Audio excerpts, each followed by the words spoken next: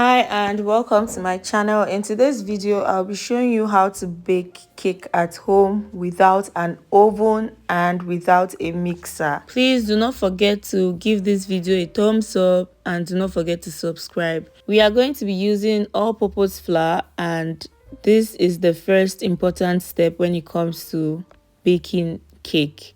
You're going to sift your flour to get rid of dirt, to equally get rid of any lump. Please make sure to buy very good flour which is void of air, and once you are done sifting, set aside. We'll need half cup of sugar, and I'm going to transfer into my bowl. If you have granulated sugar, that is okay. We'll need 1 cup of butter or margarine. I used margarine, so I'll be using this cup times 2. So you're going to transfer into your bowl. You can either use your whisk or your wooden spoon to cream everything.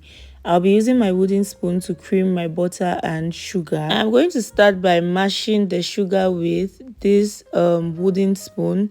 This is so that I can cream it easily, and after creaming, this is what I have. It is supposed to be this fluffy, so make sure you do that properly. If you have a hand mixer, you can use it, but this recipe I am not going to be using a mixer, so that means you can bake a cake without a mixer. We'll need 5 fresh eggs. Set them aside. We'll need some milk powder, and I'll be using sachet milk, full cream milk powder. If you have any kind of milk, you can use. Now this is equivalent to a cup of diluted milk, so you can use a cup of diluted milk. I am going to add it to my butter and sugar cream and then mix properly. Then proceed to add vanilla flavor. Now whichever flavor you have, you can add it. I'm going to add my eggs one after the other so that I can mix properly. For your vanilla essence, I used 1 tablespoon of vanilla flavor. You can use butterscotch, you can use whichever flavor you love. Even lemon, you can use lemon zest. This recipe can be used to bake a variety of other cakes, so you can use this recipe and add different flavors to get different cakes.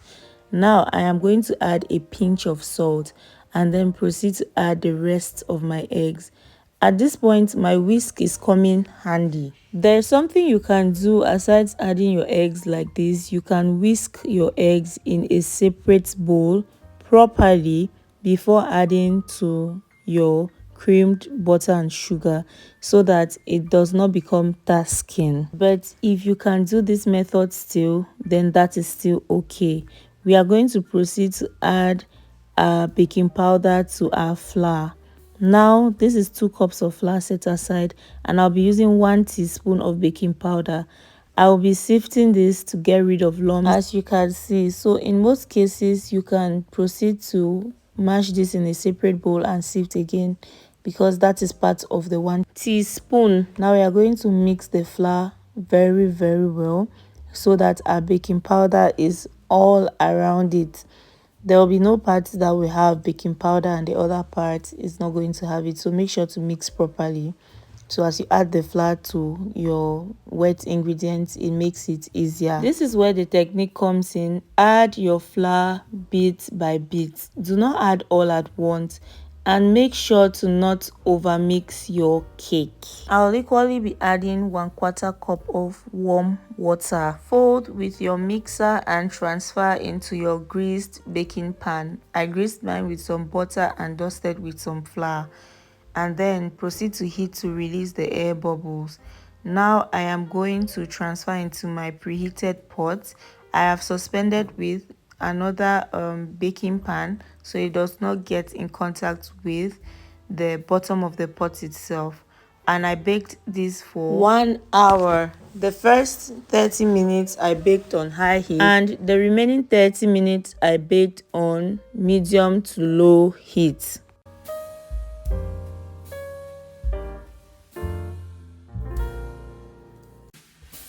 But then this came out perfect. You're going to insert a toothpick, and if it comes out clean, then you know your cake is ready. Now look at my cake underneath. This cake is caking. This cake can last for up to 2 days, and it is perfect to pair with yogurt, tiger nut drink, and many more. This is the reason why most times people are advised to bake with parchment papers, so you avoid situations like this.